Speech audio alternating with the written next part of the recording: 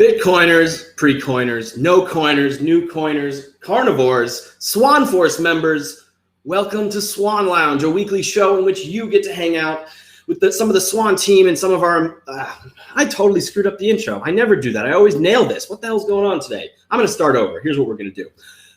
Bitcoiners, pre-coiners, no coiners, new coiners, carnivores, Swan Force members, welcome to Swan Lounge, a weekly show in which you get to hang out with the Swan team and some of our friends from the incredibly exciting world of Bitcoin. Now, before we dive in, as always, we are giving away Jan Pritzker's book, Inventing Bitcoin, for free. In an effort to spread Bitcoin knowledge, you can go to swanbitcoin.com/free book to claim your copy. We have it in 3 different ebook formats and MP3, read by our friend Guy Swan, no relation, over at Bitcoin Audible. All we ask is that you pay it forward by sharing the book with at least 3 friends and family. But you can share it with as many people as you like, so please go share the book.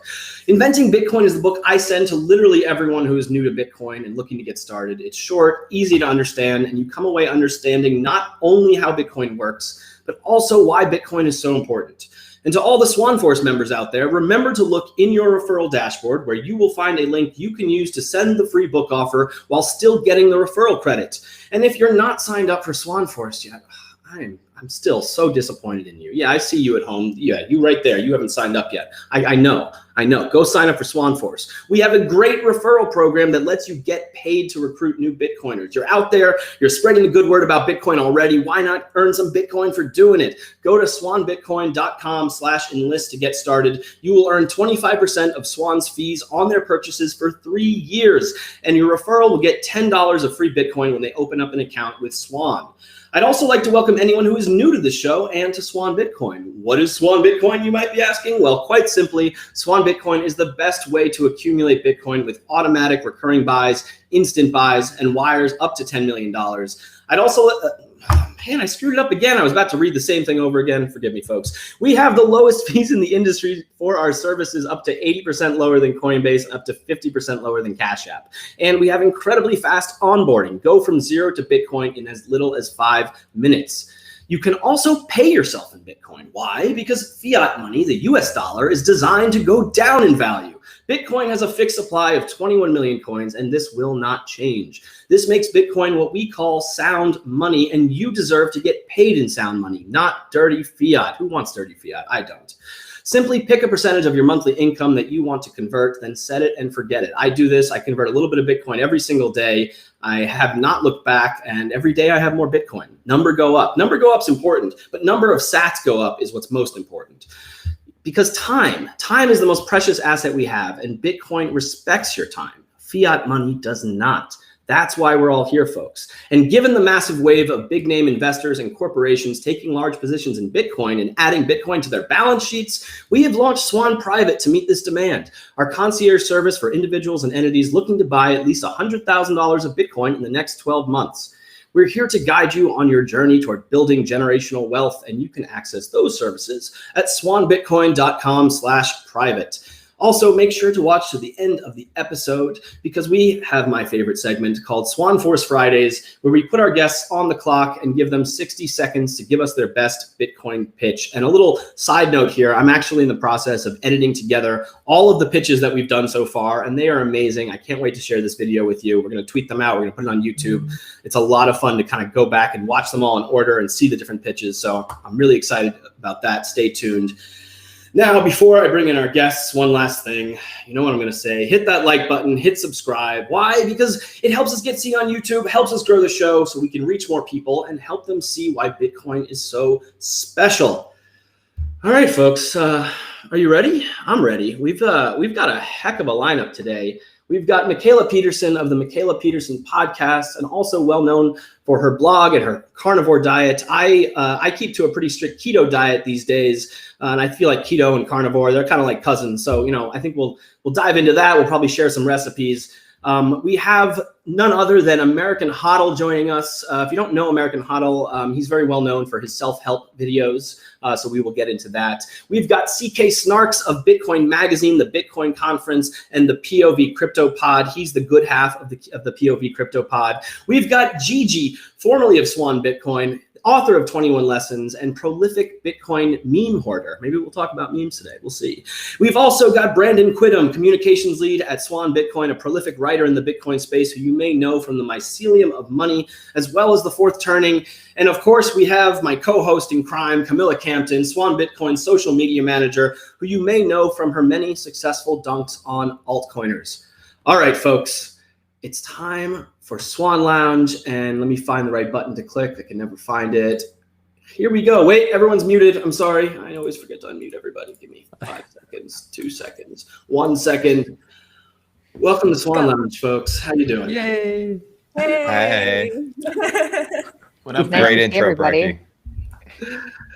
It's good to have everyone here. We've, as I said, this is an all-star lineup with some really fantastic people, some of my favorite people. Mikhaila, I don't know you. Hopefully I'll get to know you a bit on this show, but I hear great things. We've got some big Peterson fans in the audience and on the show today, so we're honored to have you. How are you doing? Thank you today? for inviting me. I'm doing pretty good. I'm in Dubai. It's late. It's 9 o'clock. So thanks for. I feel like you guys are up early. A lot of you are on the Pacific Standard Time. Is that where you guys are?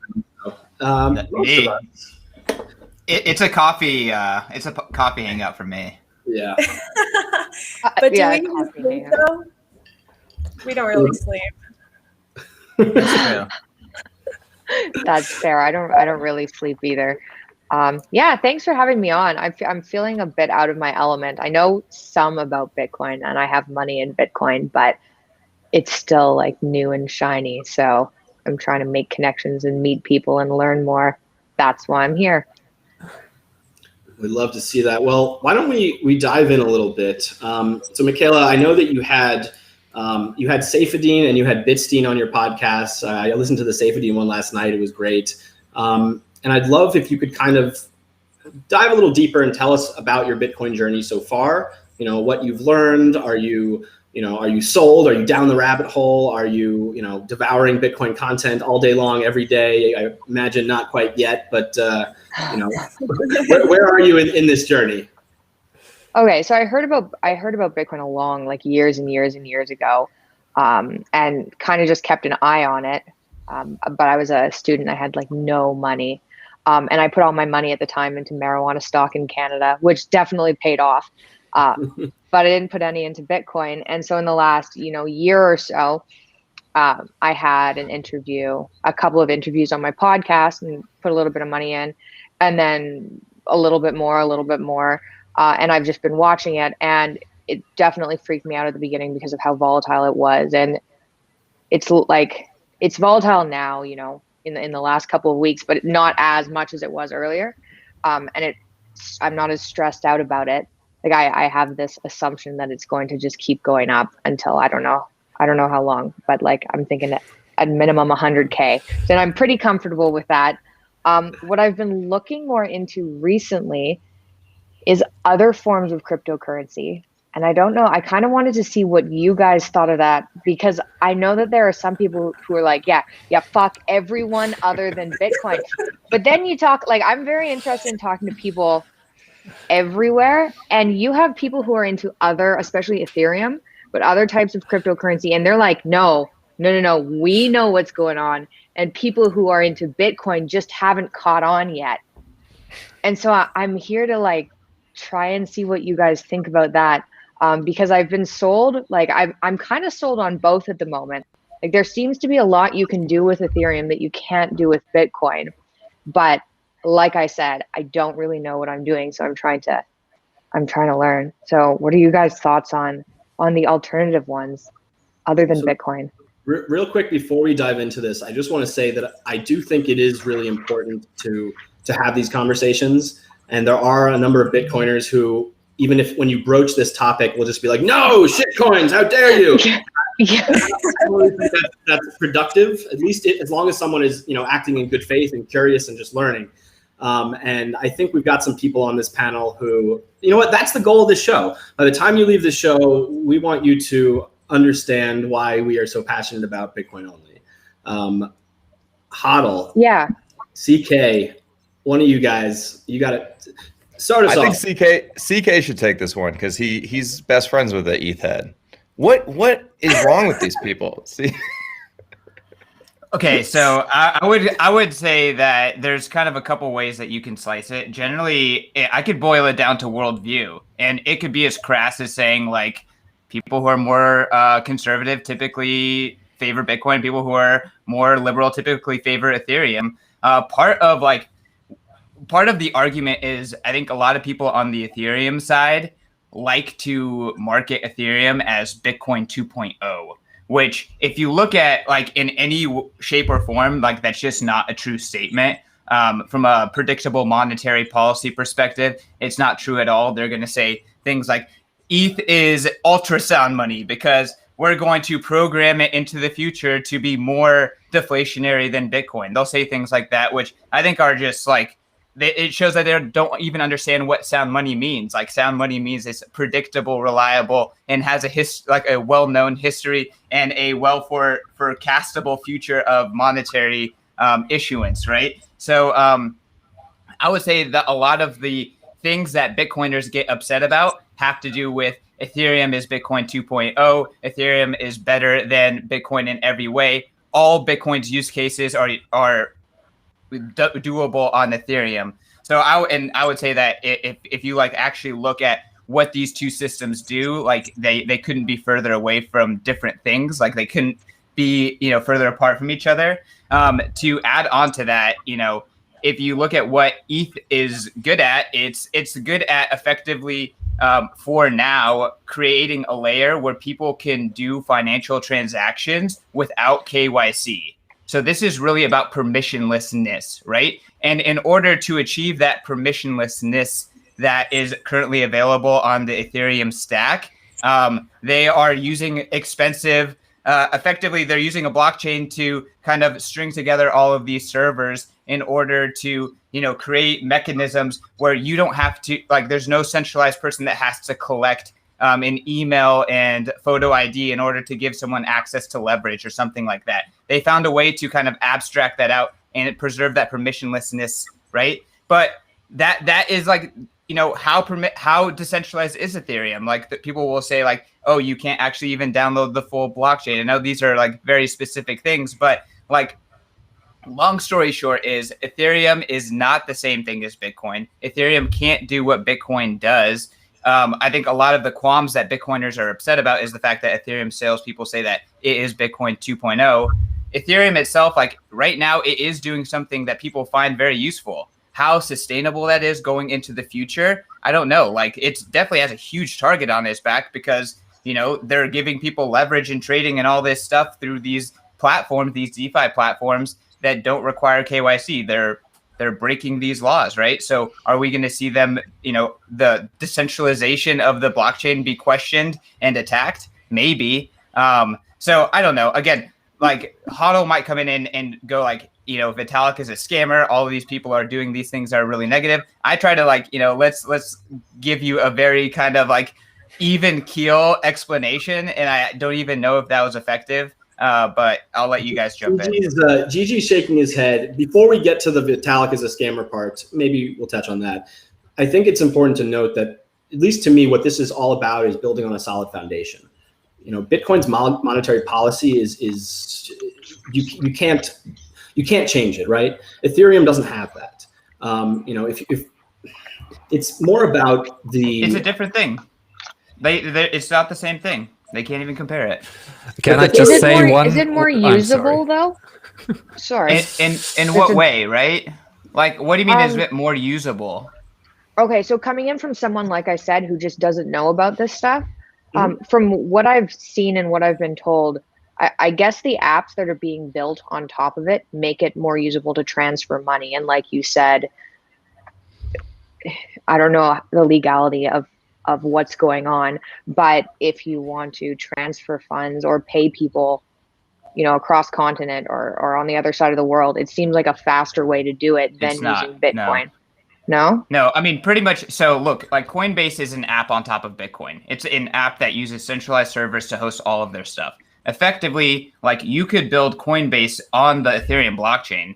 That just means it's going to be a really fucking expensive, really decentralized Coinbase. That's what they've done. That doesn't make it more liquid. That doesn't make it people value the Ethereum token more. Like, the things that make something money, that things that make Bitcoin a really useful network to transfer value across the world have nothing to do with like leverage trading or even trading or minting, putting a JPEG on the blockchain. Like all of this stuff has nothing to do with money. So again, they'll pitch it like this is Bitcoin 2.0 because you can build Coinbase directly on the blockchain instead of, in a centralized server that serves Bitcoin. But I guess sorry, I'm going to just shut up now. No. Everything you're saying is good, but I just want to point out that the entire chat is alive with Lightning. Everyone is yelling about Lightning Network. So I think we need to address the question Mikhaila had that was like, well, everyone's saying that Ethereum can do things that Bitcoin can't do. And the reality is that with second layers, things like Lightning Network or Liquid Network, which are built on top of Bitcoin can do everything that Ethereum can do. Gigi, you were shaking your head earlier. Yeah, my problem is I don't have a mouth, so you can see when I'm trying to speak and I'm making faces. But rest assured, I'm making faces all the time. So in my opinion, this is completely the wrong level of discussion. It's like, Ethereum is wrong from the get-go. It's like we are an authoritarian state and we will give all our citizens back their rights once we are done with what we are doing. That's how Ethereum operates. And that's how it started. Ethereum was pre-mined 70%. 70% of the funds are in the hands of very few people. Not many people know that. And yeah, we will decentralize later. We will build all this stuff later. And they have this utopian vision of how such a system might work in the future. Just like an authoritarian ruler who steps in and we need a strong dictator now and we are gonna just make it right and the way it should be at a later point. And Bitcoin is very different because it did it right from the start and made the right compromises from the start. And Bitcoin is built for survival and not for like unicorns and rainbows and utopias. And that's what people miss. And the question is, what is actually broken in these systems? What are we trying to replace? And Bitcoiners are of the opinion that the base money is broken. The fact that central banks can print money and can control everything and can make decisions without being elected, that's the problem. And we have that again in Ethereum. Ethereum thinks we have different kind of problems. But in Ethereum, we have like a board of directors that can make decisions and make decisions like, well, we are going to move to proof of stake. Okay, who's going to decide? Yeah, it's going to be those 5 people. Who is this 70% pre-mine? Yeah, it's those like 10 people. And how are we going to upgrade the protocol? You can only decide the upgrade of a quote unquote decentralized protocol if you force it through by a very like small minority that actually control those kind of things. And we are gonna like people that buy into this, they're gonna have a rude awakening, because if push comes to shove, only the systems that are built for survival will actually survive. And so all the technicalities about what is the pretty app and what is faster and I don't know what, it's the wrong level of discussion in my opinion. Gigi, we gotta prevent you from talking more often, because when you do come back in, the fire is just palpable. Like that was. And it looks like he's just smiling the whole time while he's. Yeah, I'll have to make fire because I'm putting steaks on the grill later, as you can see, and that's what I'm about. Sound money, sound food. That's all what I'm about. The people who came, like I said, I've been doing. I don't know enough about this to like make any smart decisions. Although I do have money in Bitcoin, so I did that. But the people who came to me who started telling me more about other forms of cryptocurrency basically said, they didn't say it was Bitcoin 2.0. What they said was that Bitcoin is like gold, so it's going to appreciate, and there's like a finite amount, and that's how it works. But Ethereum is more like, because you can basically print money, right? It's the same kind of idea. It's more usable, but it's decentralized. So that's what they told me. It's not decentralized. I mean, I think Gigi talks about that, but go American. Yeah, I wouldn't say that it's more usable, right? Like there are some prettier UX UI interfaces, because that's what Ethereum prioritizes rather than security. They have a totally different engineering culture, essentially. Like Bitcoin's engineering culture is very adversarial, very security focused, because if we are going to be the world's base money, I mean, that's something that's akin to putting astronauts on the moon. Like, that's a very important thing that needs a lot of considerations. And Ethereum has this sort of culture of let's move fast and break things. So they sort of prioritize UI, UX. And so sometimes you see this pretty interface, but you're not really asking yourself, like, behind the scenes, like, how does it actually work? Who's in charge? What's going on? Ethereum is fundamentally a system of rulers and not rules, and Bitcoin is the opposite. Bitcoin is the same rules for everybody, but there are no rulers. It's a totally decentralized system with actual decentralized governance, whereas, you know, Ethereum is sort of like decentralization theater, security theater. They're sort of pretending they are. You know, they're similar to what Bitcoin is or what Bitcoin does. But they're not. You know, a hostile state actor, for instance, could put a gun to Vitalik's head and totally cripple or destroy or coerce Ethereum to be whatever they want it to be. It's very easy to infiltrate, get malicious code in. And so I just fundamentally think it's not a serious project, and I can't take people serious. But it's hard to say in the bull market, because you look at it and it's like the numbers going up. It looks like it's doing really well in USD terms.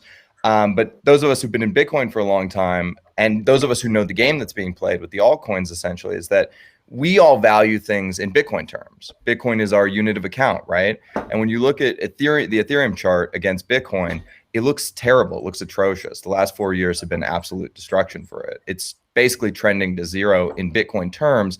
The people who are promoting the altcoins to you with these, like, you know, basically kindergarten narratives where they're telling you it's more usable, it's more scalable, it does more this, more that, whatever, it has more rainbows, it has more unicorns, like all that.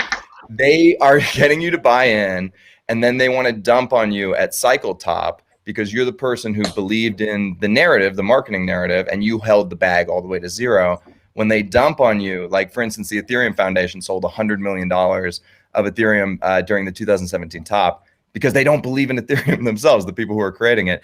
They buy Bitcoin with the profits from shitcoin trading, and that is the game that's going on. And if you want to engage in that game, I say caveat emptor, like, go for it, but just know that you are walking into the shitcoin casino, and you may lose, you may win. Like, thoughts and prayers. I hope you do well. You know, I hope you make more Bitcoin.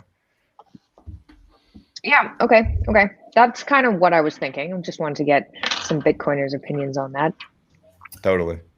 If you all don't mind, I want to bring in a surprise guest. I don't know when he's going to join, but Alex Svetsky asked if he could join us, and we'll see if he comes in. He's a very opinionated person, and I enjoy his opinions. But before he jumps in and just fucks everything up here, I'll just like to point out that all the things that we are mentioning, they are not theoretical. Ethereum has failed in the past for exactly these reasons. There was like an autonomous organization, like a program that acts like an organization that's like a decentralized organization that was trying to do various things. And this happened like a couple of years ago, and everyone was super hyped about it. And then it turns out that the code that was running this organization had a bug in it, and someone exploited that bug and stole a couple of $1 million. And so the Ethereum Foundation and the people behind Ethereum stepped in and reversed all of it. And that's how Ethereum split. And now we had Ethereum Classic. So we already had the authoritarian leaders step in and fix, quote unquote, the unchanging system, fix the world computer, fix the unstoppable code. They stopped the unstoppable code, reversed everything, and pretended like this was a good thing, and it never happened. And so that's the current state still. You know, they could still do that. That was the failure of Ethereum, in my opinion. It happened last November as well. So there is, I guess, this is, again, more technical, but with Bitcoin, if there's ever a fork, we always look at what the previous history said, right? Like, it is clearly objective what was Bitcoin. You know, what was Bitcoin in the past? There is no subjectivity at all. With Ethereum, in this case, like, when there was a issue, they went with whatever was the newer thing. So that means the history, the past, what you are counting on, if you go to bed at night, you're counting on, like, the Bitcoins that you had in the past. That future state is decidable by anyone. And this past November with Ethereum, effectively, there's a chain split that happened. There was a fork where not all the nodes agreed, but what was defined as Ethereum moving forward was the new version. So if you can think of it, like, what if the new version was something that was rushed, right? So what if there was a bug that was put into the new version? Like what if the CIA had gotten into that? Like the fact that the thing that makes Bitcoin secure is that you can't corrupt the past, that there's work in order to corrupt the past, and that it takes an enormous amount of effort and energy in order to like prevent the blockchain from moving forward. And I know that this is a little bit more technical, and these guys are kind of sticking a little bit more high level. But with Ethereum, the fact that what is defined as Ethereum and people decide that, like that can always change moving forward. And what happens in the past, what the old chain said, does not matter. And there's an example just from last November that shows that this is still the case. So no matter what they sell you, it's just not Bitcoin. It's not the same thing. It can't even be compared to Bitcoin. So by the way, one quick thing. All of the Ethereum people own Bitcoin. None of the Bitcoin people own Ethereum. They don't have the courage of their conviction. They're selling you a future that they don't believe in. They're looking to harm you. They're looking to dump on you. That's what's going on. I'd like to take a lighter stance on this one quick, and then we can move on because we probably beat this horse. It's really hard for people to understand the deeper sides of Bitcoin and why it matters. And so you're going to see all kinds of people who have very strong opinions who haven't really dug that deep into it themselves. And even the people who are, knee deep, they might come to wrong conclusions because Bitcoin is not counterintuitive. You can't just spend a couple hours reading and understand the system. So it does require a lot of work. And what you'll notice is that the people who have been in the space, who do the hard thinking from first principles, they almost always converge on Bitcoin. The people who like the hype, like Silicon Valley culture, they end up in Ethereum. And that's just how it goes. And then the other point is on design trade-offs. This is me being charitable to ETH. Bitcoin recognizes the problem, separate money from state. In order to do that, you need to have resiliency, security, decentralization, verifiability, all those things that make base money. And to do that, that reduces your attack surface, but it also limits the ability of what you can do on Bitcoin's blockchain layer. But instead, they're going to make the base layer robust, simple, straightforward, never breaks, and then build on layers on top that do more exotic things. You can do the fancy things you want. We already have Lightning Network, which is fast, instant payments. You can do all kinds of things there. Where Ethereum will try to cram all that stuff on the base layer. And by doing so, yes, you can do more on their base layer, but you open up a tremendous amount of attack surface, problems, congestion. And it's trying to be this general purpose blockchain, which, okay, fine, you have to differentiate from Bitcoin. And if you go that route, by design, you're going to have a worse form of money, right? You optimize for general purpose means you're going to not be able to specialize in money. And so Bitcoin's money, Ethereum is something else. And the market for money, the total addressable market is $300 to $400 trillion, very large. And Bitcoin's seeking to disrupt that market. Ethereum's market, I'm not sure exactly what it will be, but if even the bull case for Ethereum will be much smaller, even if it's well used, value to the ETH token is questionable. So okay, that was definitely very helpful. That was at my level. That was good. Yeah. I understood that. Awesome. maybe we can dive back into that a little bit more later. I wanted to quickly welcome Alex Svetsky, and I'm getting a note from the producers. They have requested, Alex, that you do not take over the conversation and that you give Mikhaila time to speak. Okay, we're all together. Okay, buddy. All right, just messing with you. But before we move on, I actually wanted to ask one more question, Mikhaila. So you've had these two really awesome guests on the show. There's a delay. That's how your signal is. Hold on one second. You had these two amazing guests on the show, and your show is kind of wide ranging in topics. How is the response? Like, did your fans appreciate it? Are they excited to learn about Bitcoin?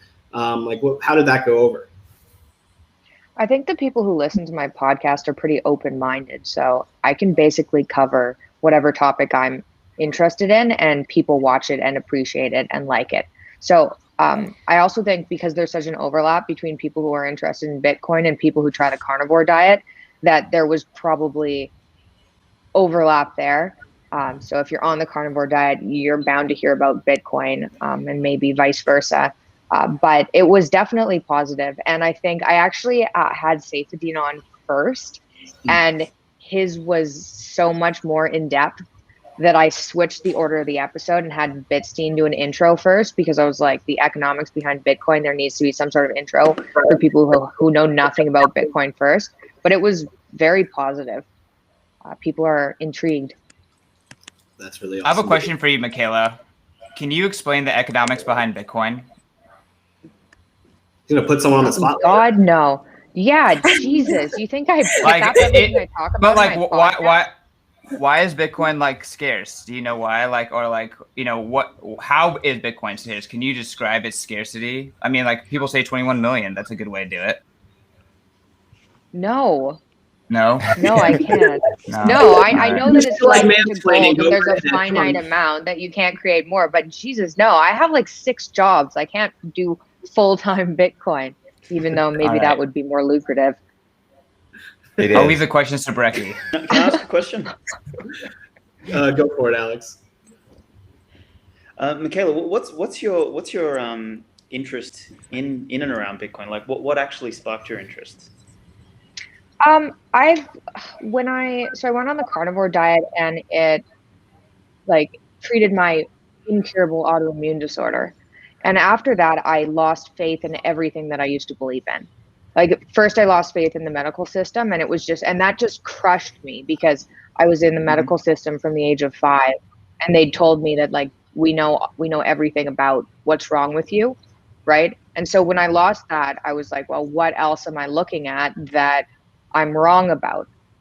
So it's not just Bitcoin, but specifically for Bitcoin, I mean, I don't trust the government. I don't trust the healthcare system.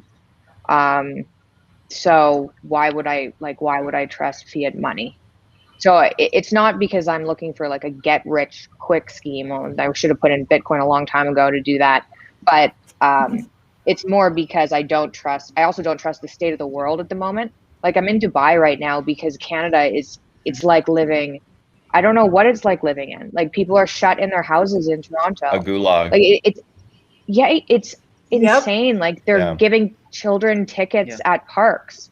Like, I don't trust that stability. I have no idea what's going to happen in the next year. So my interest in Bitcoin is just putting out feelers so that if something, crazy happens, I'm just aware of all the alternatives. There's a lot of So I think you touch on a really important point there about the Sorry, I think I've got a bit of a delay, but I think there's a really important element you touched on there, which is this idea of trust. So I had loads of health problems when I was younger. Like, I might not look like it at the moment, but like when I was younger, I was basically curled up, with all sorts of fucking stomach problems. My grandma was like she was a walking chemist, and like her idea of like good health was like take fucking 89 pills every single day. And I sort of, I moved out of home when I was young, and I rehealed myself. And I developed like from a young age, a really healthy skepticism of, mainstream ideology. And it actually, funny enough, it started for me with the health stuff as well. So there's a really strong parallel there for me. But for me, the next one was actually during that, my sort of early formative years, I was also trading the market in the GFC and all this sort of stupidity. And but I had this dream to be a millionaire by the time I was 20, and then I found myself $250,000 in debt before I started my 20s, and then I sort of had to dig my way out of that. And that sort of took me down the path of trying to learn a little bit about the monetary system. And you sort of start to realize that it's just this, I guess this, instead of being rooted in reality, it's this made up edifice of, and I think American HODL said it earlier, is this sort of rulers, not rules situation. And I kind of differentiate between the two of like, you have natural emergent order, which is things that, we as individuals come to realize through experimentation, in a more decentralized in a more decentralized manner, I guess, versus fiat order, which is this idea that somebody or something can know what's right for everybody and everything. And it's funny because in those early days, I sort of, came across Bitcoin. I dismissed it. I thought, yeah, whatever, internet funny money. But I sort of came around to it again in 2016 when I'd had an incident with a prior business where I actually got forced out by the board of directors. I got Steve Jobs out of my own business. And I then had to, I had a sort of come to Jesus moments, like, what am I going to do with my life again? And I came across Bitcoin once again, and I thought, what is this thing still around? And as I dug, like, I've got a little saying, which is, I came for the money. I thought I was going to get rich. But as I dug deeper, I found this thing with so much depth and grounding in principles, of life. And in particular, it made me, like you said, question this idea of fiat authority, this idea of like these top-down mandates that are decreed by people who have the audacity, the ignorance, or the arrogance to assume that they know what's right for everyone.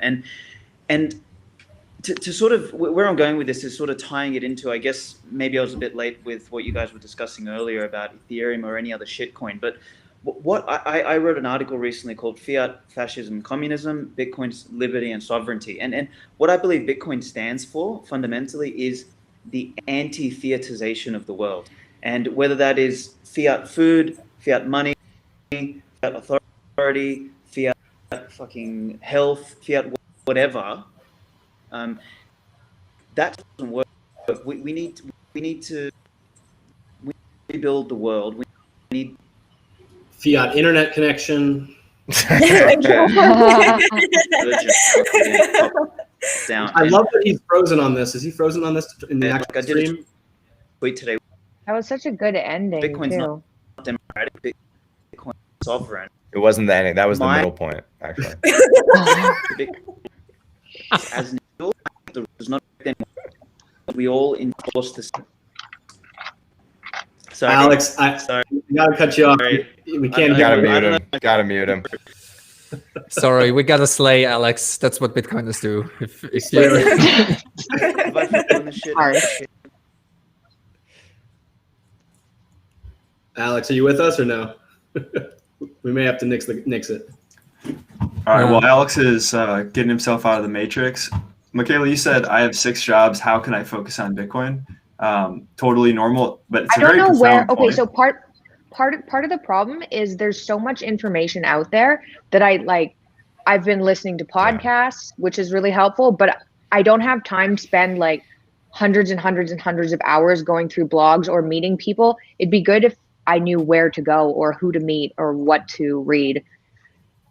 Yeah, totally. Yeah. I want to just kind of a meta point on that, though, which is that normal people don't have that much free time to go dive into Bitcoin or any type of investment. And how is that a problem? Right now, normal people work, they save their money, and they try to, build for the future. And currently, they cannot save their money in dollars because those dollars are devalued every year. So at the end of their retirement, if they saved in dollars, they might only have half the purchasing power that they thought they had.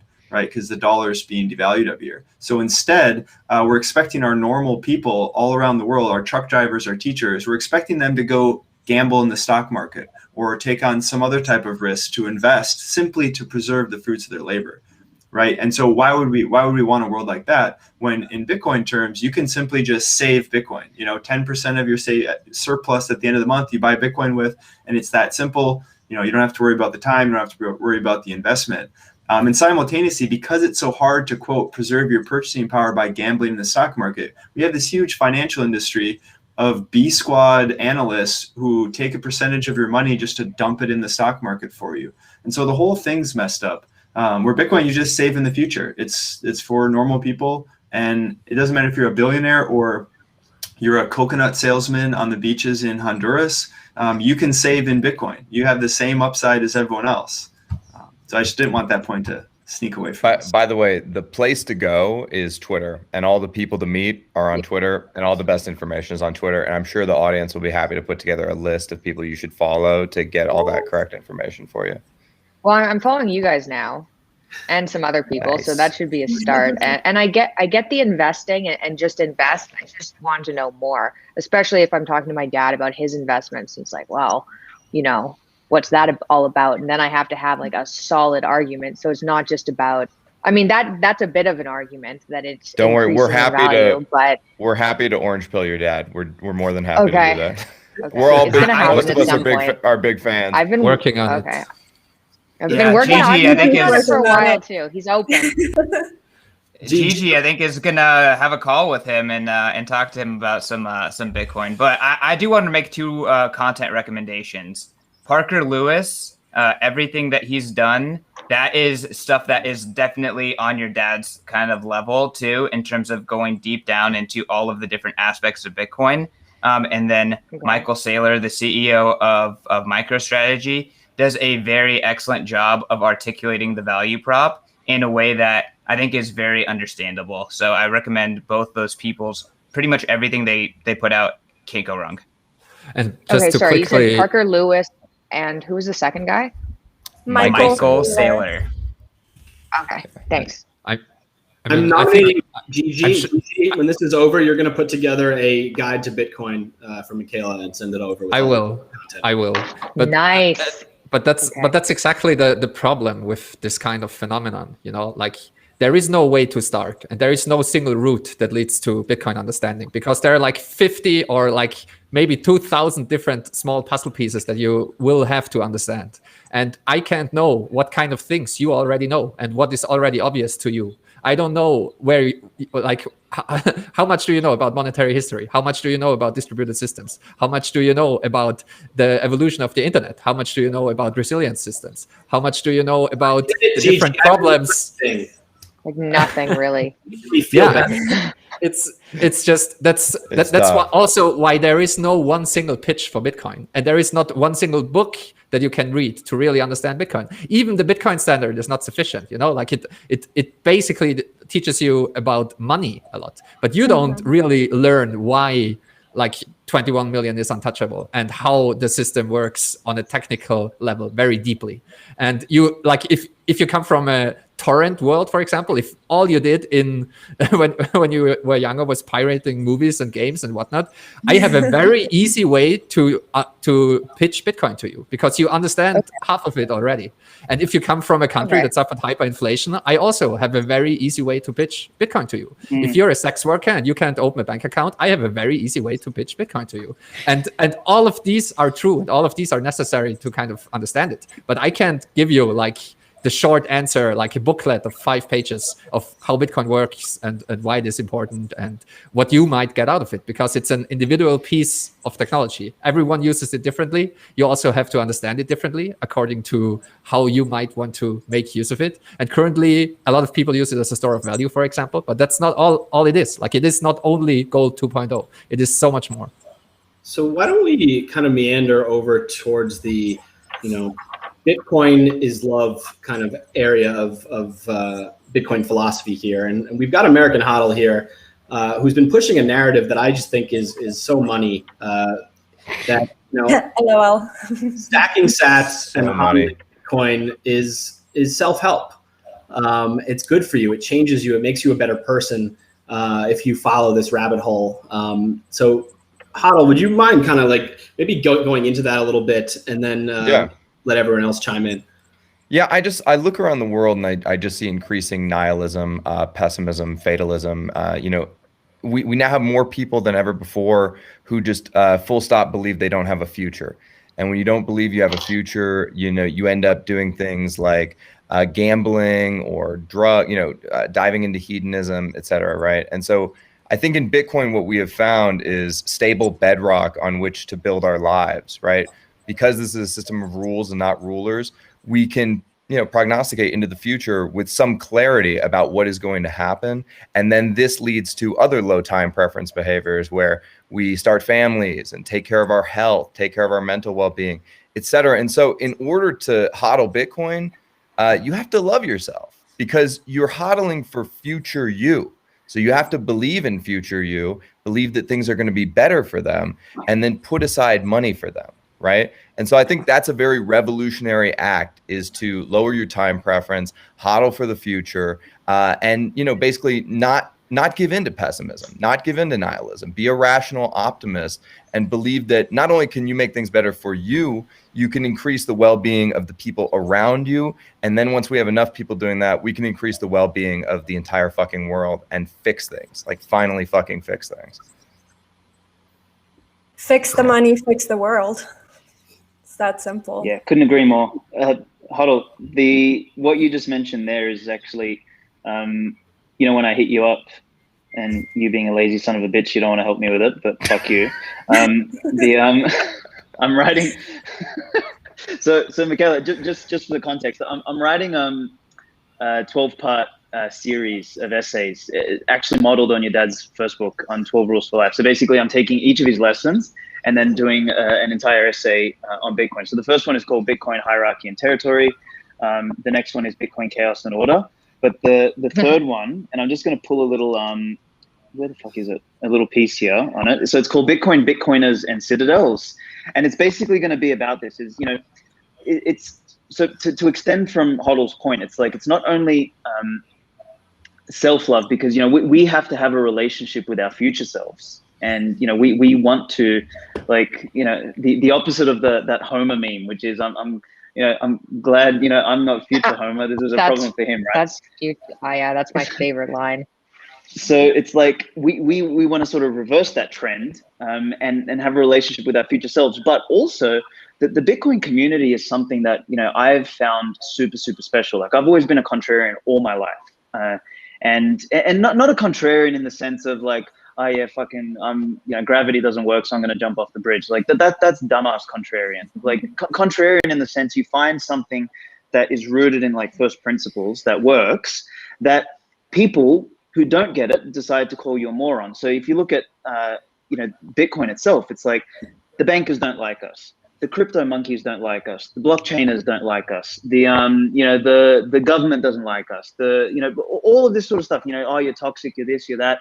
But you have this community that has actually converged around a common set of values that we have come to define ourselves, not because somebody else told us to, but because we've actually done the digging. And that kind of relationship, not only with ourselves but with the people around us, is super, super important. So I think to both what Brecky and HODL said, it's like, you know, you have a community here. It's like, you know, again, to sort of quote a biblical reference, you know, the meek shall inherit the earth. And actually, I learned this one from your dad, is like, if the definition of the meek is those who carry a sword but choose to keep it sheathed, that's what Bitcoiners are. Like, we fucking like have an optimism for the future. We know that shit's bad, but we're actually doing something functional about it. We are moving the locus of individual power, the locus of power back into the hands of the individual, and then creating a system via which each individual can actually come to consensus and agreement and operate on a common playing field without it being without the commonality being mandated from the center. So it's voluntary commonality. So I called it in a podcast ages ago, it's like a prospering of the commons instead of a tragedy of the commons. And I know I'm kind of talking high level here, but it's super, super, super important. And you get, I've not seen that in any other community in my life. Like, none of us here have a real advantage, like, you know, getting you into Bitcoin or getting anyone else into Bitcoin. Like, you know, the amount of writing and content and shit that we do is because we actually give a fuck. And we all seem to give a fuck about the same thing, not because someone told us to, but because we actually give. And that's just so rare. Like, I have not seen, like, I just interviewed yesterday the author of The Creature from Jekyll Island, so Edward Griffin. Oh, cool. And we had a really great chat, but, like, you know, people like him even are just stuck in this old paradigm of, well, you know, we can't really beat the old system. So, you know, we should get ready with, you know, our gold and hunker down. And it's like, well, no, that's not a fucking solution. You know, we need to come up with better ways, lest the world turns into a fucking dystopian nightmare, which is even worse than the shit that we're dealing with at the moment. Camilla, I saw you shaking your head earlier. Did you want to chime in on something? This was just reminding me, because I listened to Mikhaila and her dad's podcast. And Mikhaila, you were talking about a time where it's like, things are so messed up right now. We should just get a whole bunch of people to create a fund where we can buy our own private island and move over there. And when I was listening to that, I was laughing, because those are the conversations we Bitcoiners have, you know, talking about saving up on Bitcoin, creating this wealth to where if it gets to that point, we can go buy our own islands and create our own citadel. and become sovereign individuals. So I just feel like there's so much connection with what you were talking about with your dad on that podcast, with what the conversations that us Bitcoiners have, that it's like you're there, you just don't know it yet. Yeah. That's fair. Well, I have money in Bitcoin. I'm already there. I just don't have the knowledge base that would make me comfortable with what I'm already doing. Like I usually when I do something, I like to know exactly what I'm doing. I know enough people and I've done enough research that I'm like, okay, I see this. I just don't like, I'm just missing something. I don't know exactly what I'm missing. The community there is another community I've been part of that has been very open-minded, and that's the carnivore community, where it's a bunch of people who are like, what the hell? This is a diet that can sustain life. And then, like that doesn't make any sense. And so that's been, and I think that's why there's an overlap between some people who are on the carnivore diet and Bitcoiners, because it's a completely different way of thinking. That's another contrarian viewpoint rooted in first principles. So I've been carnivore for ages now, and so sort of I was actually vegan for 2 years when I was in my mid-20s. So I tried everything on my body. Like I was even funny. Yeah. I wrote an entire book called Raw Muscle. Like I went to fucking LA. I lived in Venice Beach, California for like 9 months, and I went there to like train at Gold's Gym to prove that you could build muscle and be healthy on a fucking vegan diet. And by the time I got to the end of my book, after 2 years of researching, I was like, okay, this is a load of shit. And I went back and started eating meat. And it was just like, that community is very similar in essence to the Bitcoiners. And funny that you mentioned that, because I just actually put out a tweet today. I was like, I want to bring a carnivore on my podcast. Who do you guys recommend? So like everyone started like posting stuff, and I think your name came up. So I don't know, I might hit you up about that. But I think that's Are you poaching on my show? Are you poaching right now? I'm not poaching. I'm not poaching. Sorry. Right now.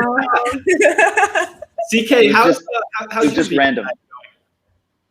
Wait, what was that, Brecky? I said, how's your vegan diet going? Oh, it's over, thank God. But that was I was kidding. His balls shriveled up. Yeah. No, it was for Lent. So forgive me, carnivores, but I gave up meat for Lent as a mandatory sacrifice. So it had to happen. But I'm back on meat, which is great. Love it. So I want to let these guys talk, but just to talk about Bitcoiners like living above the fear. Bitcoin 2021 is going to be one of the biggest events in the world. Definitely the biggest event since the Super Bowl in Miami, and it's a Bitcoin event. Bitcoiners aren't scared. Bitcoiners are traveling. This entire year, I've been one of the most free people of my entire net worth, traveling around the US, kind of like living my life. And even my fiance, who is like, let's just say not a hardcore Bitcoiner, like she's elevated above the fear because of her alignment with me. And I feel like I seriously do not know how the fuck I would have got through 2020 if it wasn't for the Bitcoin community. Like, it's really unreal. So Mikhaila, if that says anything of just about like Bitcoiners, the Bitcoin community, maybe alignment with the carnivore community, like there's a lot of symmetries here. Where's this event? I think I've seen tweets about it. Where is it? When is it? Oh, of course. It's Miami, June. Yeah. CK, you want to do it? June 4th and 5th. Let's go. All these people are going to be there. So CK, let's. That sounds like fun. This was on my list. You should come for sure. Mikhaila, there are events there called beefsteaks. There are actually going to be two of them that I know of, and you can avoid the alcohol and all that, but it's literally just meat and Bitcoiners and more meat. So no that sounds like fun. June 4th and 5th. Okay, I'm supposed to be in Russia, so we'll see. A lot of ETH heads are vegan, if that helps you at all.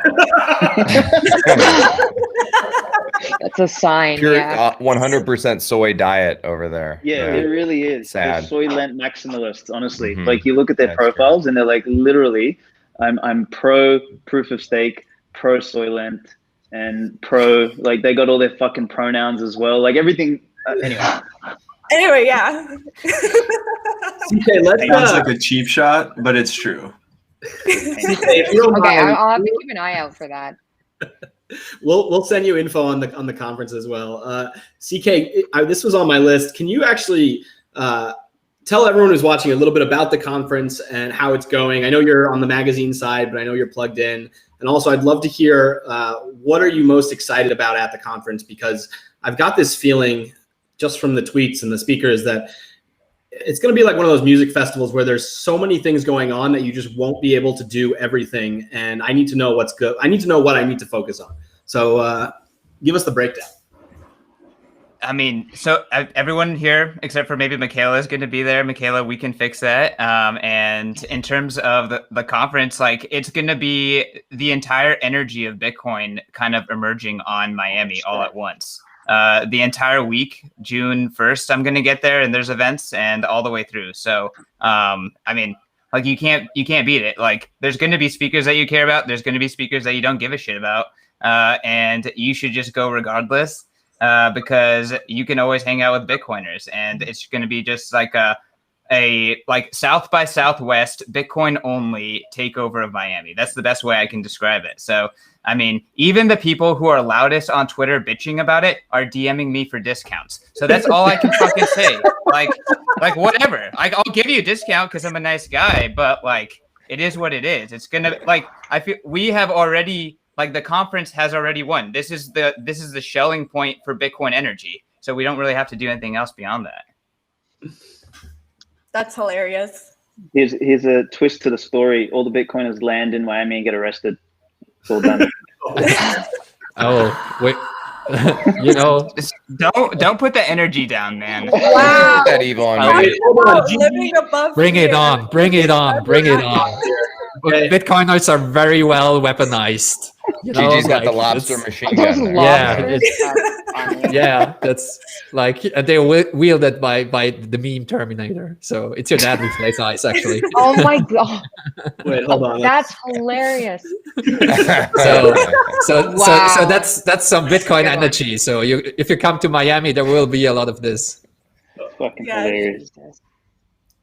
Gigi, you and these backgrounds. For those who don't know, Gigi, there's a lot of commitment here. Gigi is actually wearing a full-on green suit.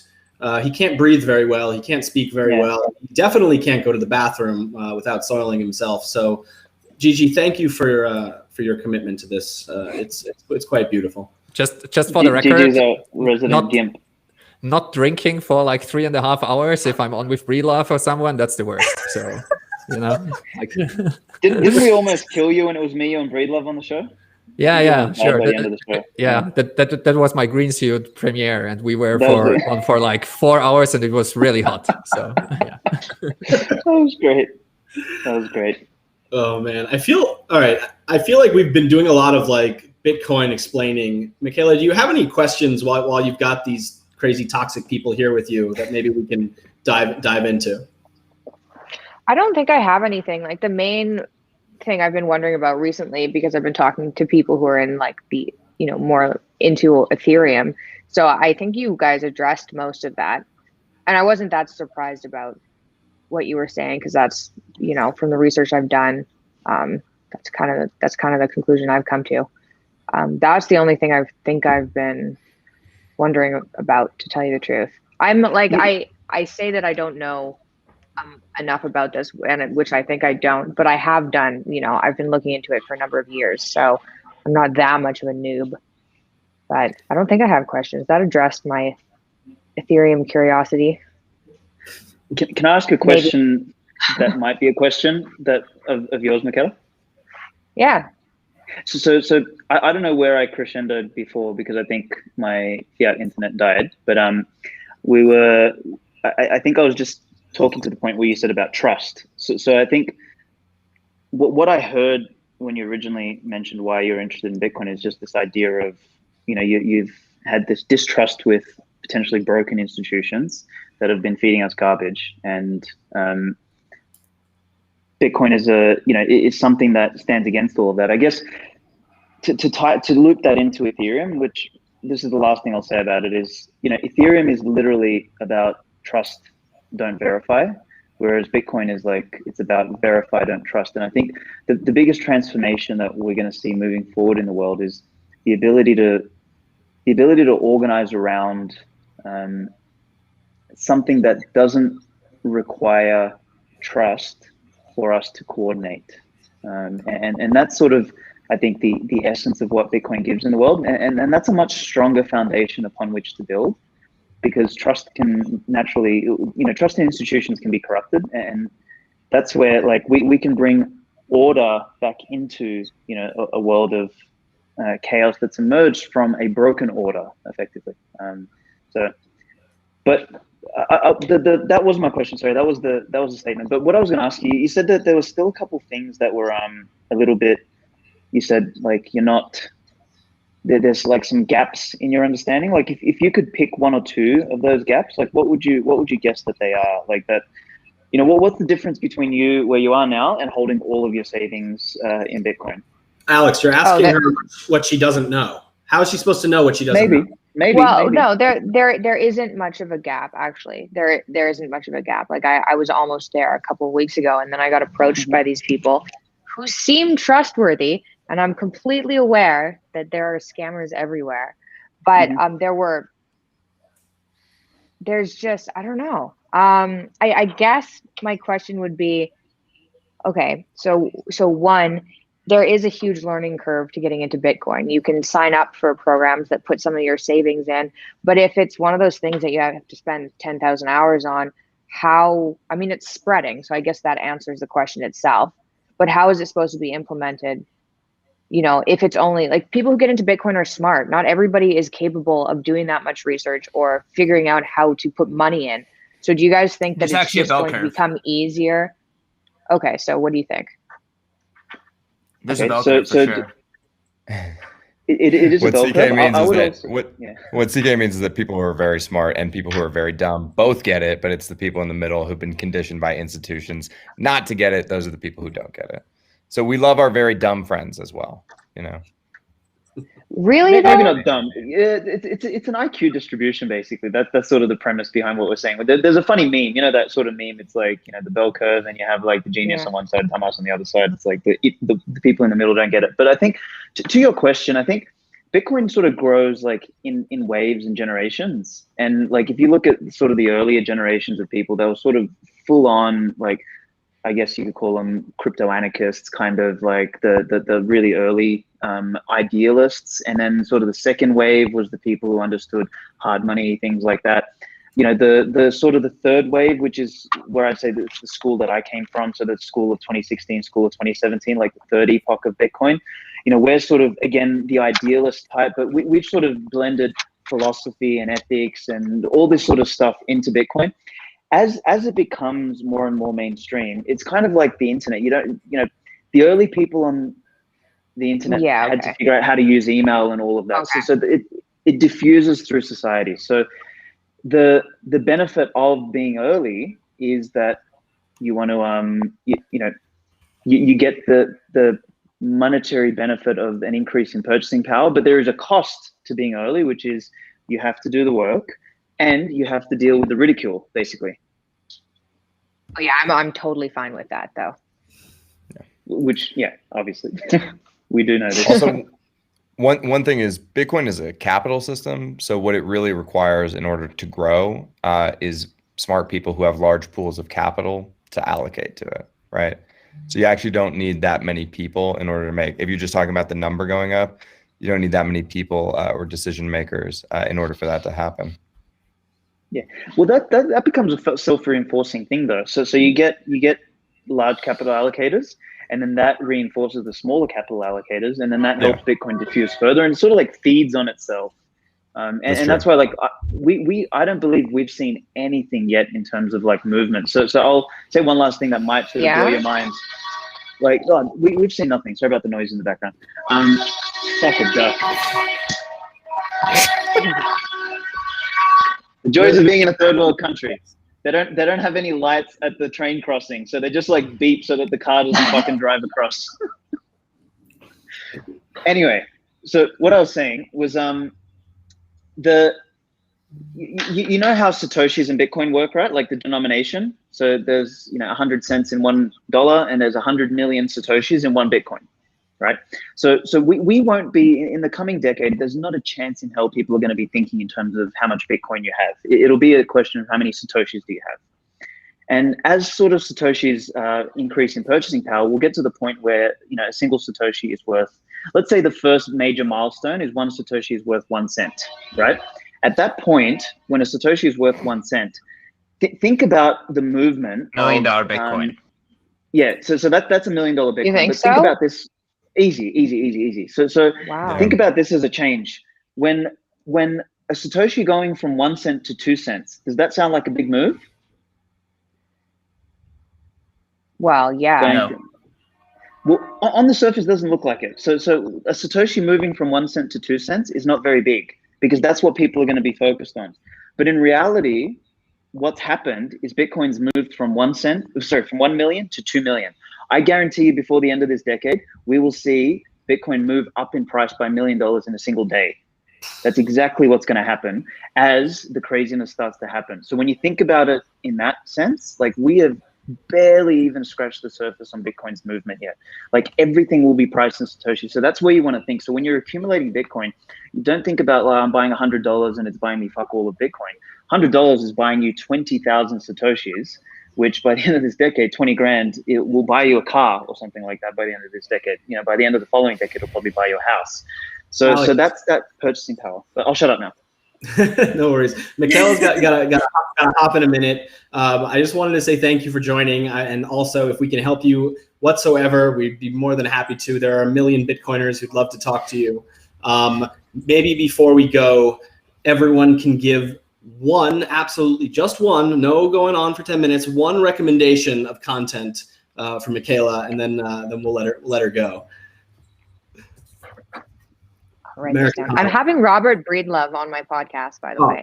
That's that's coming up. That's coming up. That's it. Game over. That's all you need. Yeah. Game, set, match. Okay, I'm ready.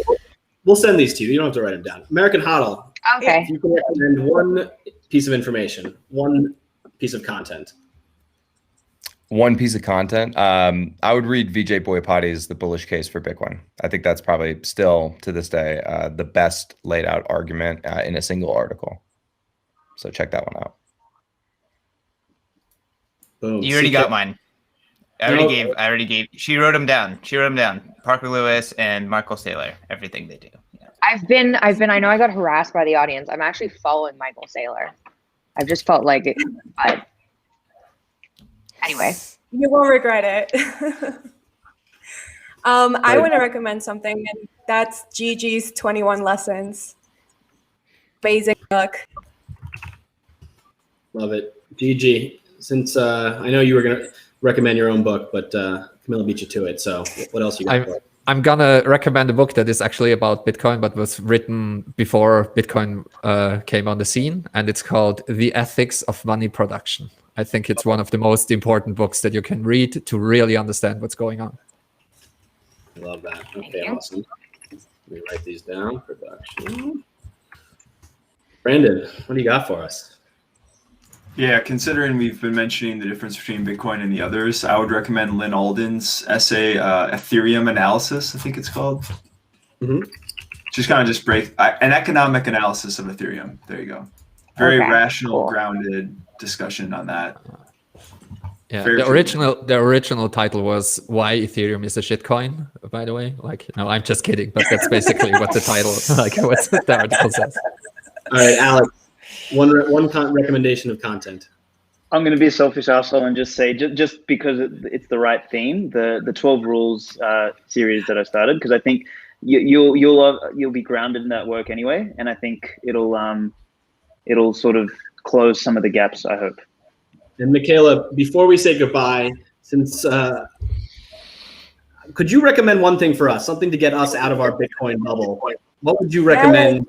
Or maybe like your favorite podcast, your favorite episode that you've done on your own show? Well, you guys I've just released an opposing views on COVID, which was extremely entertaining. If you guys want to be entertained, it had like the two opposite views and it was just absurd to do. So that's entertaining. But I mean, if you haven't looked into or tried the carnivore diet and you're looking for like brain optimization or just getting sharper, I think it's worth doing a trial. It's completely transformed my life. And I think if you're not looking into diet, then you're missing a huge aspect of your health. So I just push diet in there. I love it. If someone's curious, what would a good experiment be? How would you set up from zero to Like carnivore experiment? If you're at zero, if you're on the standard American diet, even just going to a paleo diet and getting rid of like grains, for me, it was like grains, dairy, and processed foods. Even getting rid of those is going to make such a difference that you'll at least clue into the fact that diet has something to do with how you feel. And then you're more inclined to go to carnivore. Going from the standard American diet to the carnivore diet can be pretty miserable for people. So generally going like standard American diet, grain-free, like paleo, keto, carnivore, it's a lot easier metabolically. But some people jump in and they're fine. Thank Those are you. my It's hints great meeting you. for now.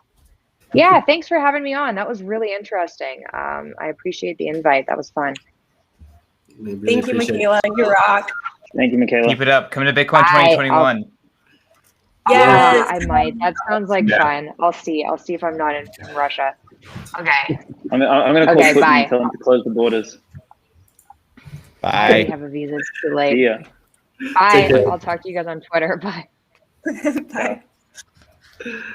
All right, ladies and gentlemen, let's we got an amazing panel still, so I say we keep going for however long everyone wants to keep going. Gigi, you're nodding your head. I feel like you Well haven't. done for organizing this, Breaky. Yeah, I mean, It was awesome. honestly, I think Robert Breedlove introduced us to Mikhaila, so thanks to Rob. Nice. That was really fun. I guess it wasn't that fun because Brandon left. Okay, Brandon. It's like, fuck this guy. Seeing enough of him every day. Like I'm done. How are we doing on time? We have time for more cosmic discussion, or should we shift over? Get and to do the top of the hour. All the carnivore talk made me hungry, so I ordered ribs. So I will hang out until my ribs get here. Nice. Fair. All right. I got to call in 15. Yeah, so that's my I'll deal. hang out for 15. Yeah, I'm good to the top of the hour. Let's make it go. Cool. Yeah, I'll switch it up because I think steak time is over, so we can talk memes finally. And so Yes. that was the one. So I feel like this meme is way outdated because 250k is just like fucking bearish. Like it's what kind of bear made this meme, man? Just Yeah. someone has to replace the K with an M or something, and it's just That 250 meme was million. made. That meme was made in the bottom of the bear market. Remember when the price was like 3,200 or something in like 2018, and it seemed ridiculous at the time to people, and it was amazing. I remember people getting really upset and being right in the middle there. It was the best. And now we're only 5x away. It's almost a There you guarantee go. at this point.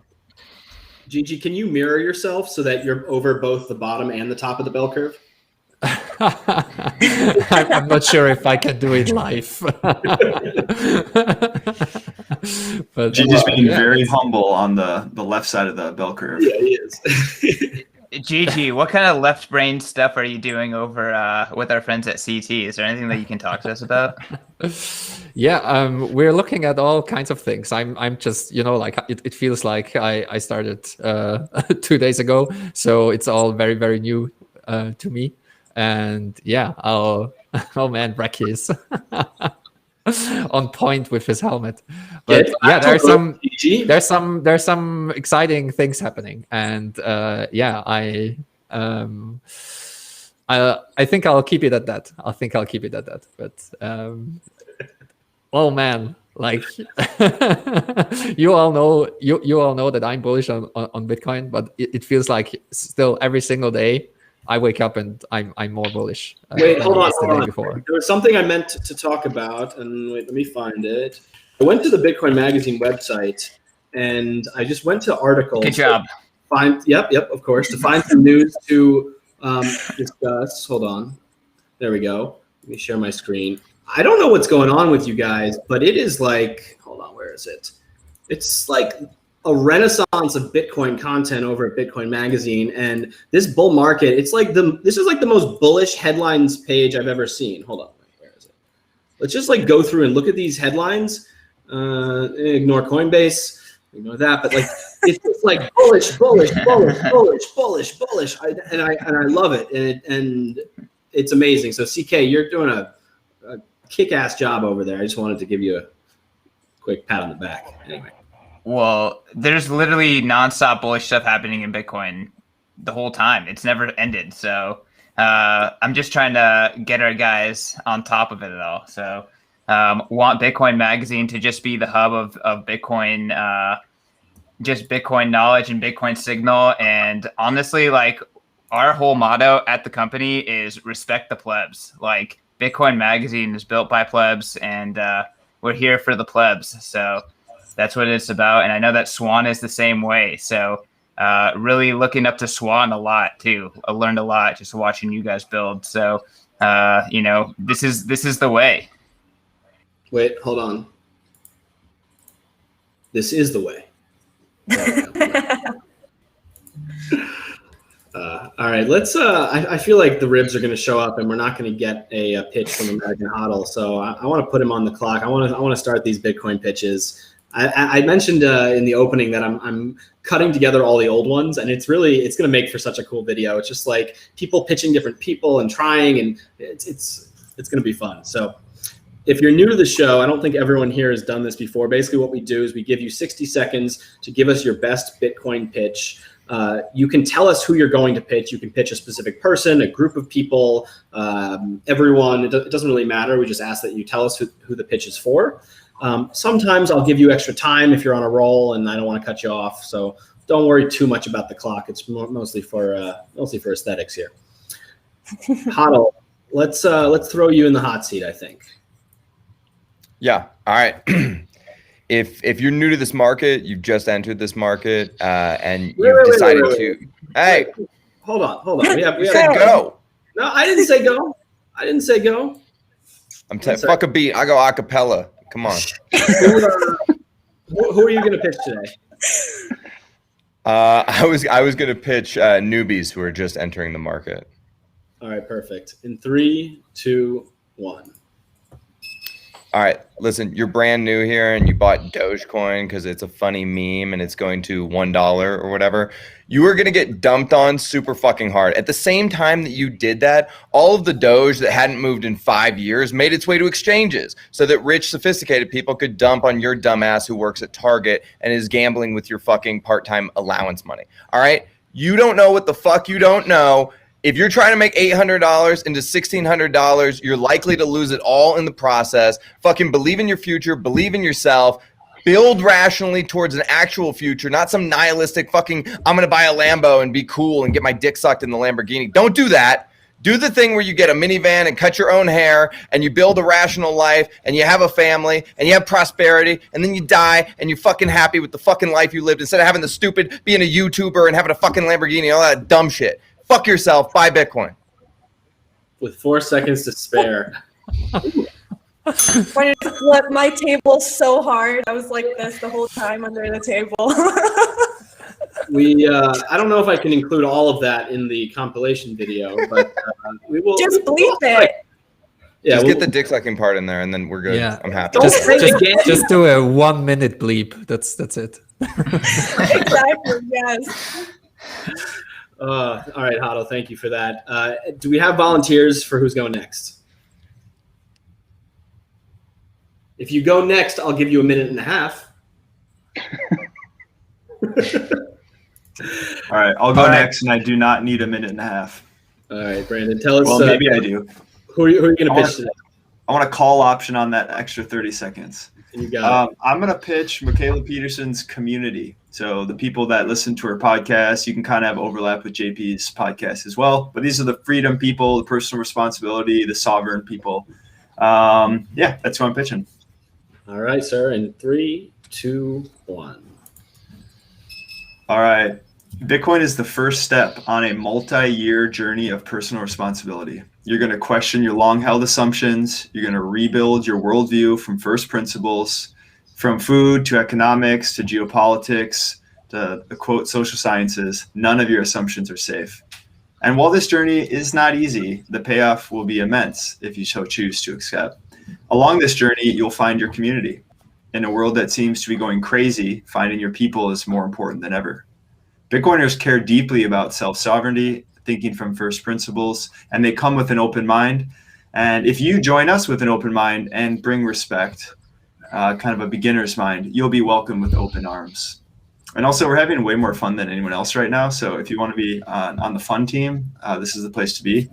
And so if you want more freedom in your life, Bitcoin is your answer. There's no alternative. Join the winning team today.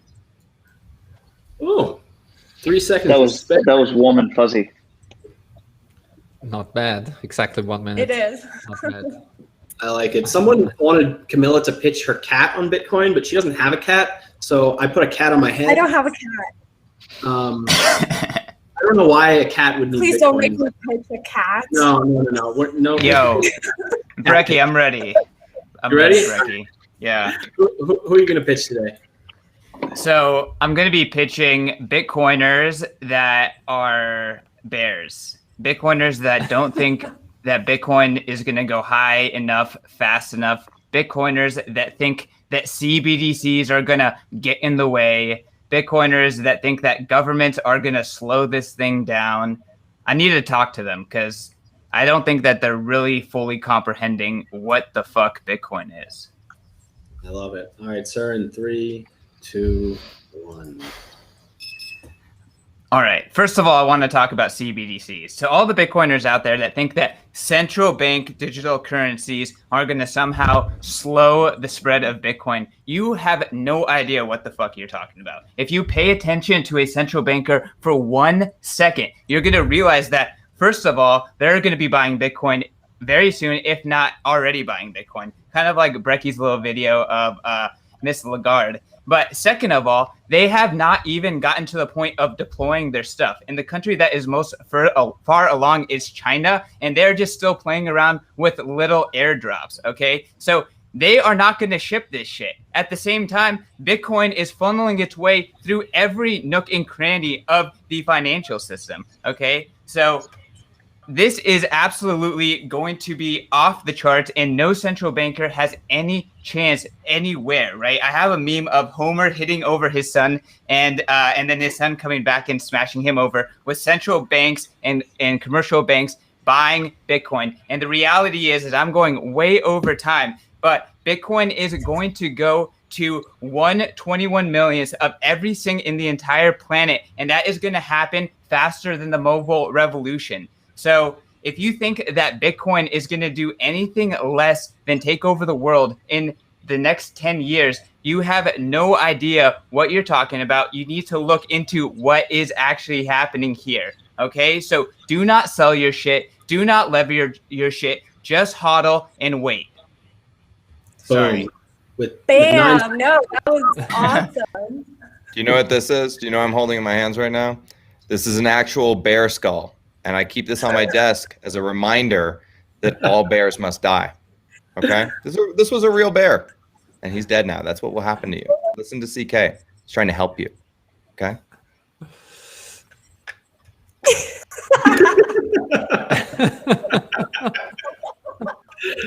I love that.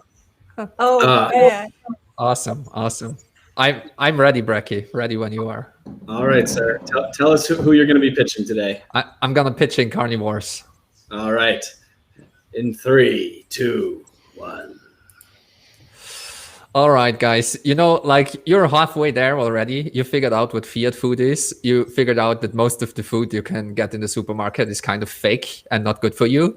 And it doesn't even matter if you truly understand why that is. You know, it turns out if you're eating steak 3 times a day and throw some eggs on it, maybe, then you're just feeling amazing all the time. And you know, like how some people that did this all their lives long, like, I don't know, some deep in the rainforest that just ate meat or something. They don't have a word even for cancer and all the things that you can heal with that. Just like Bitcoiners, they don't have a word for poorness, you know? So it's the same thing. We figured out that there's only one money, only one sound money. You figured out that there's only one sound food, and you don't necessarily have to understand it deeply. You just know it just works. And yeah, that's what I'm trying to tell you. Sound money, sound food, it's all the same thing. And you can either just try it and apply it, or you can try to understand it and take the long road. And I have 5 seconds to spare. I didn't even see that Reki reversed the clock. I don't know what you're talking about, Gigi. You're perfect. You're good. Svetsky, I'm putting you on the spot. It's time for your pitch, buddy. Let's do it. Can I might need a little bit longer than 60, but I'll try and do it. Okay, so my one. I thought that you might, sir. I thought that you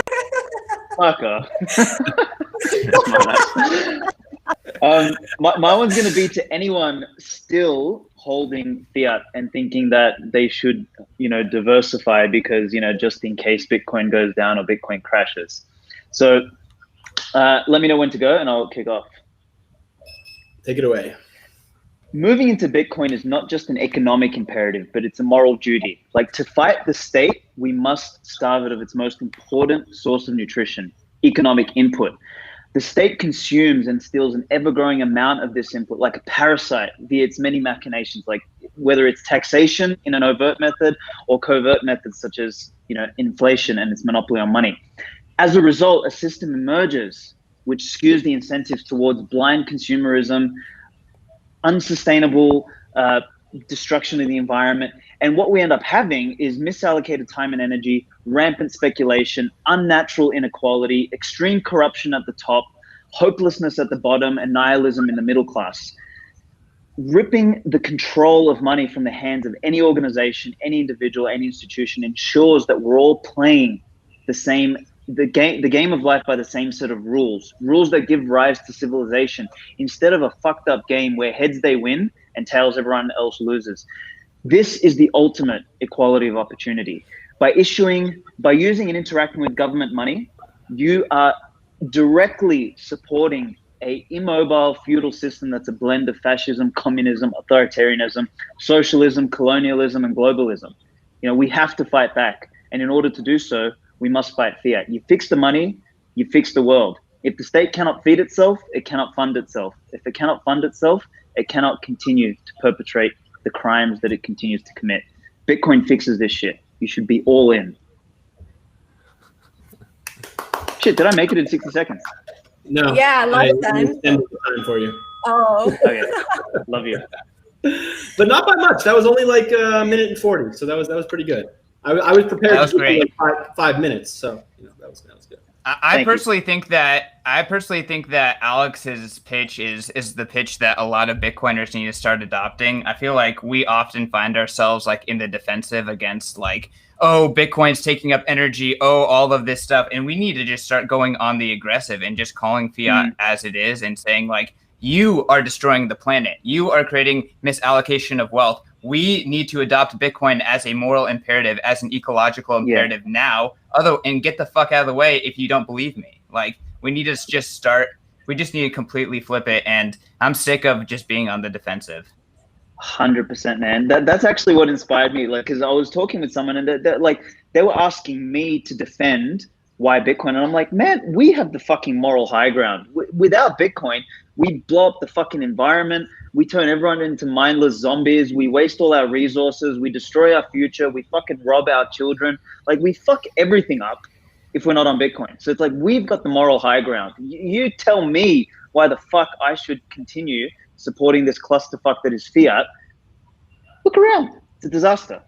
So yeah, thanks, EK. I 100% agree with that. It's like the energy arguments, man. They're fundamentally in bad faith, right? It's like, 100%. I'm not sitting around moralizing your energy usage, right? You ever taken an airplane ride to Bali to go to a yoga school to go find yourself? That's a fucking waste of energy, isn't it? Maybe you should stop doing that. Stop being a selfish bitch, Just saying. I'm not going to sit here and talk to you about renewables. Fuck yourself. I have done that, American, and it was great. Same. All right. Do we have more to do? Do I need to do one? I should probably do one. I mean, yeah, the Swan team, only Brandon has represented so far. That's true. All right. I was waiting for the guests to go, but you go, Brecky. Nice. All right. Let's see what I can do. Do you like being oppressed by me, the US dollar? If so, keep using me. Why not? I'm the currency of the oppressors, of the state, Some people even think that the dollar is racist. And you know what? They might be right. So keep on doing what you're doing. Keep on using the dollar. Just keep on being sheep. That's what we want you to do. And isn't it ironic that me, George Washington, I'm telling you this, one of the founding fathers who would be so upset with America with how the monetary system has played out. It's absurd. It's a travesty. It is, I'm running out of words here, but it's bad. And you should use Bitcoin. I'm George Washington. Stop using me. Actually, in the meantime, use me and save your Bitcoin. You know what? Participate in the circular economy if you want. It's all important. Bitcoin for everything. Bitcoin for everyone. I'm George Washington, and I'm done speaking. George Washington would be a George Bitcoiner, Washington that's for on sure. crack. All the founding fathers would be Bitcoiners. Not all of them. Some of them were Except fucking mad Hamilton. central bank maximalists. But yeah. Hamilton really? would have been a CBDC maximalist. He would have been an Well, Ethereum probably. Ew. Camilla, do you want to do a pitch? Yeah, I'll do a pitch. All right, I want to pitch the people that say that they have no time to learn about Bitcoin. sounds like you're calling someone out right here. Anyway, let's move No, on. I'm not. I'm gonna include it in my pitch. All right, in 3, 2, 1.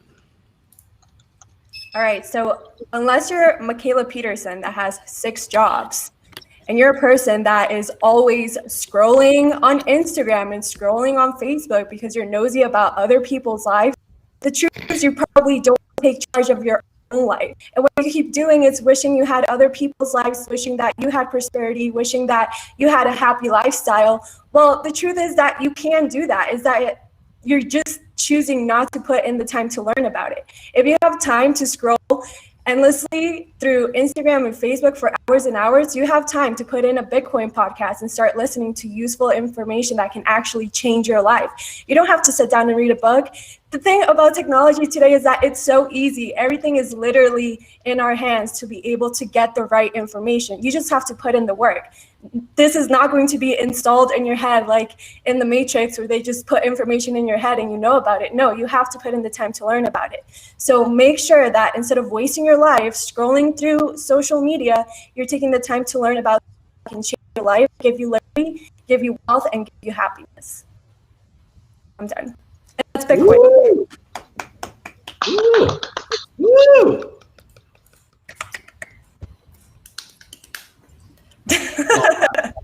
Yo, Brecky, can I talk about something? You can talk about whatever you like, my friend. Wait 1 second. Oh, all right. Get on the soapbox here. Okay, I feel like Mikhaila kind of thought that she needed to understand Bitcoin to like use Bitcoin, and I mean, it really like people don't need to, you know, like I really don't think that people need to understand Bitcoin other than the fact that it works. And I feel like that's just going to be like the lowest common denominator. People are like, Bitcoin works just like my phone works, just like whatever works. And, you know, don't get scammed. You know, so, Bitcoin works, don't get scammed. And that's just like, life is just going to move like that. So what do you think?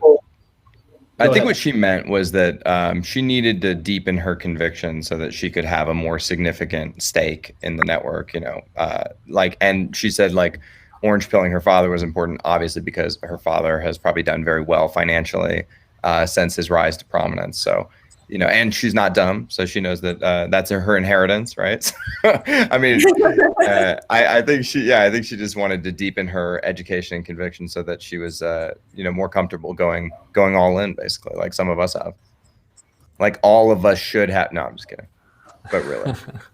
And I feel like she's on the right path. Sorry, like I just wanted to add, like if she's going to be talking to Robert Breedlove and stuff, those are the people that she should be talking with. People that have the highest conviction, that understand this in such a deep level, and that can kind of speak her own language. So I feel like she's definitely on the right path. And I'm glad she was on the show today because she said that other people were trying to get her into some other things, like in the last couple of weeks, and she probably understood that that's probably not the move. So. CK, I have a question for what you were saying. you said people don't need to necessarily understand like the inner workings of Bitcoin. They just need to know it works. But like, what happens when you have a shitcoiner who's like, oh, well, my shitcoin works? You know, like I think there are people who, maybe I would say that they need to understand what the underlying problem is that Bitcoin fixes. They don't necessarily need to know how Bitcoin works, but they need to know that Bitcoin fixes it and shitcoin does not fix it. Would you agree? I think the framing. Yeah, I I was just just going think to throw that something in there. Oh, sorry, delay. My bad. Shut up. Go for it. No. Alex, go. Add your framing. I was just going to say the framing of fiat, like Bitcoin fixes fiat, and anything else that is issued by someone or decreed by someone is just going, like, it's jumping out of the fire into the fry pan. Like, it's just swapping one set of idiot rulers for another. So it's like, it's just a replication of the problem and just making it, you know, probably doing it with less checks and balances, to be honest. I'd say the US dollar at least has a few checks and balances, like, whereas Ethereum and all the shit coins, they got zero checks and balances. Like, you are completely blind faith trusting a couple of dweebs who've, you know, still haven't, you know, had their dicks wet with, you know, running a monetary system. Like, it doesn't make sense. Like, they're still virgins. Like, you can't trust that's virgins. clear. Yeah, that's clear. No, that's science. Trust the science, you know. That's 100% science. It's facts. Yeah. I mean, Brecky, what I would say is, like, you know, life is a bitch. Idiots are going to get scammed. In a long enough time horizon, the collective wisdom is going to continue to hone around Bitcoin works, Bitcoin number go up, you know, don't get scammed. Like, I feel like it's just gonna be like, you know, don't drink bad water, like, boil your shit so you don't die. Like, it's just gonna enforce itself on the population. And like, I just, like, there's gonna be charlatans and scammers everywhere. Altcoins are enabled by Bitcoin's permissionlessness. So like, it literally comes with the, like, it comes with it hand in hand. Yeah. Fair. Crew, I'm gonna run. I got a call. Peace. Really good to see you all. Ricky, thanks for organizing this. Thanks for joining. Thanks for sharing your time. See you next time. See you. For sure, man. Thank you. Thank you. All right. Take care, everybody. If you're still with us and you're not a Swan customer, guess what I'm about to say? Sign up for Swan Bitcoin, folks. Go to swanbitcoin.com. Start auto stacking, start instant buying, start learning about Bitcoin. Go to swanbitcoin.com/free book and get Jan's book for free. Go to 21lessons.com. You can listen to Gigi's audiobook for free. And you should buy it on Amazon because it's a really cool book. It's got a really cool cover. It's awesome. Get that book too. Buy all the books, listen to all the podcasts. Stop scrolling on TikTok, but do go like Camilla's videos on TikTok because they're actually good and they educate you about Bitcoin. So recommend those. Follow American HODL on Twitter. Watch his self-help videos. He's shrugging behind the scenes, but we can't really see him. Hold on, let me fix that. There he is. Wait, no. Oh, he's still covered up. Damn it! What am I doing? There he is. Great hosting. This is my favorite view because I'm like the puppet master here. Anyway, I didn't know you all were going to stick around. I was going to do the ending shill, but you know what? If you've been watching this long, you know where to go. Go to swanbitcoin.com. And I guess we'll see you all next week. Any closing words from anyone? Just buy Bitcoin. Just buy Bitcoin. It's not that complicated. Like, seriously, it's not complicated. So easy. It's easy. What are you doing? Why are you still watching this video? Go buy some Bitcoin. Gigi, why are you still smiling? You can stop now. Hurt? No. That comes with stacking sets, you know. You never stop smiling. It's becoming harder and harder for me to, you know, get in the newbie mindset because to me, Bitcoin is just so inevitable and obvious at this point that, yeah, I have a hard time going back there to where I was when I first found out about it. So, yeah, it's obvious. It's literally a different operating system. You're on the fiat operating system or you're on the Bitcoin operating system. Yep. Sometimes people straddle it. Yeah. Takes time to make the transition, you know, it takes a few years to make the transition, but once you've done it, you're just like, yeah, I don't know. They can do whatever they want in the fiat world. I don't give a fuck about it. Doesn't affect me. Fiat politics don't affect me. The amount of money printing actually helps me. Like, it is what it is. I've judoed the entire system to my benefit, you know? I don't understand why everybody isn't doing it. There's a fucking storm coming. Pick your lifeboat. Which lifeboat are you going to be in, you know? Exactly. Speaking of changing to Bitcoin, total left field, I was talking to Spencer Schiff last night. He's on the fence about Bitcoin 2021. And this is just me throwing out a Hail Mary. If anyone has an Airbnb or an extra place for the kid to stay, hook him up. And I think he's like 19 or something. So yeah, bring him down. He needs to be there. Spencer, we got a couch for you, bro. You can sleep on our couch at our Airbnb. All right. DM American HODL. But we're gonna talk a lot of shit about your father. I hope you're into that. It seems like you are from looking at your Twitter. Yeah, I feel like he would be okay with that. All right. I think we're done here, folks. Bye-bye. We'll see you next week. We'll see you at the see you on Twitter. Say hi to us. Go buy some Bitcoin. Until next time. Peace. Bye.